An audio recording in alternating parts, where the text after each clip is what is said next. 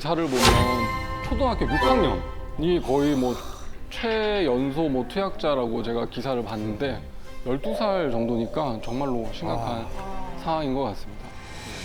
그래서 이게 실제적으로 어떻게 범행이 이루어지는데 지금부터 더 자세하게 제가 설명을 드릴 건데, 이게 뭐 범죄를 모방하라고 말씀드리는 게 아니라 자녀분들이나 주변의 지인분이 텔레그램으로 뭔가 이상한 거 한 것 같다라고 하면 사전에 그렇게 막고 예방하는 차원에서 제가 알려드리는 겁니다. 실제로 그 기사에도 났었는데, 한 마약 사건 전담하는 판사님께서 지하철 탔는데 그 옆에 어떤 사람이 휴대폰으로 이제 텔레그램으로 마약을 막 주문을 하고 있는 거를 바로 신고를 해가지고 거기서 현장에서 잡힌 경우도 있었거든요. 근데 더 충격적인 건 집에 가는 지하철 안에서 네. 마약을 주문하고 있다는 게. 그렇죠. 아마 그렇게. SNS 하듯이 이렇게. 네. 그러니까 여러분들 아시면 또 누군가를 또 신고하거나 뭐 공익적 목적으로 좀 활용할 수 있을 것 같습니다. 자, 구조에 대해서 좀 설명을 드리면, 이게 거의 뭐 피라미드식 다단계 회사랑 똑같습니다. 중소기업입니다. 그래서 총책, 그다음에 인증 딜러, 그다음에 드라퍼라는 그런 개념이 나오는데, 총책은 이제 제일 그 우두머리에 있는 사람이고, 인증 딜러라는 사람은 총책으로부터 받은 마약을 팔 수 있게 권한을 득한 사람, 그걸 인증 딜러라고 해요. 그래서 뭐 그 전국을 이제 권역화 해가지고 뭐 경상권, 그다음에 뭐 전라권, 충청권, 서울 뭐 이런 식으로 권역을 나눠서 인증 딜러를 이제 배치해 놓는 거죠. 그럼 그 인증 딜러들은 자기가 이제 하나의 그런 방을 운영하면서 마약을 팔아야 되는 거니까, 그 마약을 실제로 붙여놓을 수 있는 그 드라퍼들을 수시로 이제 모집을 합니다. 그래서 저 아까 보여드린 마약방에 실제로 들어가면 뭐 월 1,000보장, 구인 광고 그런 것들이 이제 많이 올라오기도 하고, 또 실제로는 그 투약자분들이 돈이 없으니까 좀 깎여줄 수 있나요? 뭐 이렇게 물어보는 경우가 있는데, 그러면 은연중에 이렇게 돈 없으면 이거 드라퍼 한번 해봐라. 나 마약 공짜로 줄 테니까. 이런 식으로 해서 꼬드겨가지고 드라퍼로 고용해서 힘든 일, 제일 위험한 일인 거잖아요. 어떻게 보면 대중에게 노출되는 거니까 그런 일을 시키는 일들이 많이 이루어져 있습니다. 그래서 구매하고 싶은 사람이 그 마약방에다가 이제 텔레그램을 보내면 그 사람한테 이제 좌표를 부립니다. 좌표라고 하는 것은 이제 마약을 드라퍼들이 숨겨둘 때 그 도로명 주소 같은 거를 이제 찍고 숨겨놓은 장소를 이렇게 찍어요. 그래서 보내면 그거 사진 보고 찾아가서 그걸 이제 득하고, 실제로 그 사기치는 사람들도 많이 있어가지고 거기 숨겨놓지도 않았는데 그냥 돈만 받고, 왜냐하면 신고를 못 하잖아요. 그렇기 때문에 사기로 악용하는 분들도 계시죠. 근데 반대로 마약 사범 중에 이런 사람도 있었어요. 조사를 해보니까 마약 숨겨놓는 그런 위치를 그 텔레그램 방에서 봐가지고 제가 짐작해서 그걸 찾았다는 거예요.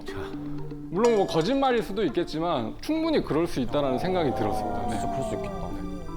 네, 그래서 저도 이제 실제로 그 마약 수사관 분들이랑 같이 함정 수사를 해서 최대한 그 드라퍼들한테 대면 거래를 유도를 하죠. 나는 이거 보면서 사고 싶다라고 해서 그 현장에 나온 사람들을 이제 체포해서 뭐 상선을 타고 가는 수사를 한다거나, 아니면 그 드라퍼들한테 좌표를 받아서 그 이제 마약류를 수거를 하면 그 이제 비닐팩에 묻어 있는 지문을 추적을 해서 그 이제 마약을 포장한 사람을 체포하는 그런 기법도 많이 쓰고 있습니다. 또 마약 수사에 대해서 궁금하셨던 거 있으세요? 수사 과정? 근데 영화 같은 데 보면 네. 왜 드라퍼를 잡고 상선까지 이렇게 수사를 딱 파고고 들었는데 알고 봤더니 상선이 이미 감옥에서 그냥 자기는 감옥에 들어간 상태에서 모든 걸 진두지휘하고 있어서 이 사람을 더 이상 벌 줄 수도 없는 상황, 막 네. 이런 것들이 나오고. 그럴 수도 있습니다. 실제로 뭐 세간에 화제가 됐던 그 아시아 마약왕 사건이라는 필리핀. 그 이걸 보면 필리핀 교도소 안에서 한국의 그 사람들을 이제 지휘해서 텔레그램 마약방을 운영하는 사례도 있을 정도로. 그러면 더 줘야 되지 않나요? 그 형량을? 형량을? 형량을 더 줘야죠. 필리핀에서 처벌받은 걸로 아는데 어마어마한 형을 받은 걸로 알고 있습니다. 자, 그러면 우리 한국에서 가장 많이 소비되는 마약은 뭘 것 같으세요? 필로폰 아닐까요? 맞습니다. 필로폰이 지금 그 단속된 마약류 중에서 거의 뭐 68% 이상을 차지할 정도로 압도적으로 많은데요. 제 개인적으로는 그 필로폰이 중독이 너무 심하고 그 인간의 노력으로는 이제 끊을 수 없다는 거를 제가 여러 마약 사범들 인터뷰하면서 많이 느꼈죠. 제가 이제 만났던 그 피의자 중에 이런 사례도 있었습니다. 처음에는 기소유예 처분이라 해서 이제 선처를 받고, 그 다음에는 이제 기소돼서 집행유예를 선고받고, 그 다음에 구속돼서 실형을 선고받고, 이런 전력을 거치다가 교도소로 이제 수감이 됐습니다. 그래서 뭐 2년, 3년 이렇게 복역하고 나왔어요. 출소 그 당일에 투약을 화장실에서 하고 집으로 갔어요. 근데 아내분이 보니까 알죠. 그러니까 마약을 또 필로폰을 했구나 해서 그 자리에서 또 신고를 합니다. 그래서 출소된 날 바로 경찰한테 현행범인으로 체포돼서 다시 들어온 사람도 있었거든요. 그만큼 이제 필로폰에 중독되면 위험하다는 건데, 그 다음에 이분들은 이제 20대 커플이었어요. 20대 초반에. 근데 참 어떻게 보면 무지한 건데, 남자가 이제 그 여자한테 그 우리 캠핑 가가지고 뭐 기분 좋게 하는 약을 자기가 구해왔는데 이게 한번 같이 한번 우리 투약해볼래? 라고 여자친구를 계속 설득을 한 거예요. 이분들은 이제 20대 커플이었어요. 20대 초반에. 근데 참 어떻게 보면 무지한 건데, 남자가 이제 그 여자한테 그 우리 캠핑 가가지고 뭐 기분 좋게 하는 약을 자기가 구해왔는데 이게 한번 같이 한번 우리 투약해볼래? 라고 여자친구를 계속 설득을 한 거예요. 그 여자친구가 뭐 한번 해보자고 호기심에 이렇게 했는데, 초심자니까 이제 주사기를 잘 못 놨나 봐요. 그 여자친구분이 뭐 피부가 파랗게 변하면서 호흡 곤란이 찾아와서 응급실에 급하게 실려갔어요. 그래서 그 응급실에서 이제 범행이 발각돼가지고 수사가 이루어진 경우가 있었는데, 그냥 호기심에 그렇게 못 모르고 주사를 했다가 정말로 생명에 위독한 순간까지 오는 이런 경우도 있었습니다. 겁도 없다. 네. 진짜. 필로폰이 이제 향정신성 의약품이잖아요. 그 향정이라는 단어 뜻 자체가 방향성을 띠고 어떤 정신을 한 방향으로 흐르게 한다는 그런 뜻인 건데, 필로폰이 각성 효과와 동시에 하나에게 몰입하게 해줍니다. 그래서 실제로 그 마약 사범들 인터뷰를 해보면 이제 이게 속칭 꽂힌다라고 하는데, 꽂히는 걸 보면 이제 성관계에 꽂히는 게 대부분이고, 근데 의외로 그 남자분들은 이제 게임, 휴대폰 게임을 그냥 8시간 동안 쉬지 않고 하는 거. 뭐 그런, 예. 그리고 여성분들 중에는 청소도 의외로 많습니다. 그 필로폰을 투약하고 난 다음에 8시간 동안 밀린 집안일 같은 걸 하는 거죠. 얼마나 깨끗하게 하시려고. 실제로 제가 물어보니까 평소에는 하기 싫다가 이렇게 딱 투약을 하고 나면 그 각성 효과로 말끔하게 청소하는 그게 너무 기분이 좋았다고. 그 다음에 또 수다가 있어가지고, 네, 그래서 같이 이제 투약을 하고 동성끼리 8시간 동안 이제 수다 떨고 뭐 전화하는 그런 사람도 있다고 합니다. 저는 막 그런 얘기 많이 들었어요. 먹는 거. 먹는 거 네, 네, 그렇지. 과자 한 봉지 이만한 거를 뭐 아, 그렇습니다. 다 먹었다. 예, 그렇죠. 한 번 꽂힌 게 그게 안 바뀐다고 하더라고요. 그 매번 할 사람들은. 때마다 예, 그래요? 똑같은 대로 해서. 그래서 실제로 수사해 보면 투약 장소도 갔던 모텔, 그 모텔 302호 특정 모텔에서 항상 투약을 합니다, 보면. 그래서 같은 모텔만 가니까 이제 자기가 그 모텔 어떤 천장에다가 이제 필로폰을 숨겨놓고 이제 구속돼서 형을 복역하고 그 모텔에 다시 가서 그 방에서 이제 마약을 찾아서 하시는 분들도 있을 정도로 굉장히 좀 특이한 마약인 것 같습니다. 근데 이게 처음에는 이렇게 하나에 꽂혀가지고 몰입하는 게 이제 기분이 좋고, 이게 속칭 하이라는 게 오지만 그 8시간이 경과한 이후에 찾아오는 그 우울감은 정말로 말로 표현할 수 없을 정도라고 하더라고요. 향정신성 약물들이 대부분 왜 우리 뇌에서 실제로 왜 도파민 같은 신경 전달 물질을 한꺼번에 확 시냅스 공간에서 생산하게 만드는데, 근데 문제는 우리 뇌가 이제 항상성 기제가 있어가지고 뭘 확 뿌리거나 생산하면 그 다음에 안 생산하는, 생산을 하지 않는 그런 기능이 있거든요. 그러니까 실제로 뇌 자체가 우울한 거죠. 도파민이 기분을 좀 더 좋게 만들어주는 물질인데 그걸 평상시 생산을 아예 안 해버리니까, 그러니까 그 물질을 외부에서 자꾸 유입할 수 있도록 유혹에 쉽게 빠지는 건데, 항상 저희들이 말씀드리지만 물리적으로 뇌가 변한 겁니다. 네, 물리적으로 뇌가. 네. 그다음에 진짜 안타까운 게 10대 고등학생이었는데, 이분은 이제 심각한 우울 증세랑 ADHD 증세가 있었어요. 그래서 부모님이랑 같이 여기저기 그냥 병원을 다녀서 이제 약을 처방받는데도 아무런 효과가 없었던 거예요. 그래서 자기 스스로 그 ADHD를 한번 치료해 본다고 텔레그램 마약방에서 필로폰을 구매해가지고 그걸 이제 물에 타서 마신 거예요. 와, 그래서 그 부모님이랑 나중에 그 애랑 이제 검사실에 와가지고 같이 얘기를 하는데 부모님이 펑펑 우시는 거예요. 근데 애가 어떤 뭐 다른 목적이 있었던 건 아니고 정말로 자기 병세가 좀 호전될까 봐 이렇게 투약을 했다고 하던데, 이렇게 안타까운 사실 사연도 있습니다. 이게 그 ADHD가 한 가지 이제 집중을 못하는 증상이라고 하면 반대로 메스암페타민, 필로폰은 한 가지 이제 집중을 하게 하는 거지 않습니까? 그러니까 그래서 사실 미국에서는 이 메스암페타민과 비슷한 그 화학 구조를 가진 암페타민을 병원에서 처방받으면 그거 약을 복용을 할 수가 있습니다. 근데 한국에서는 금지가 돼 있어요.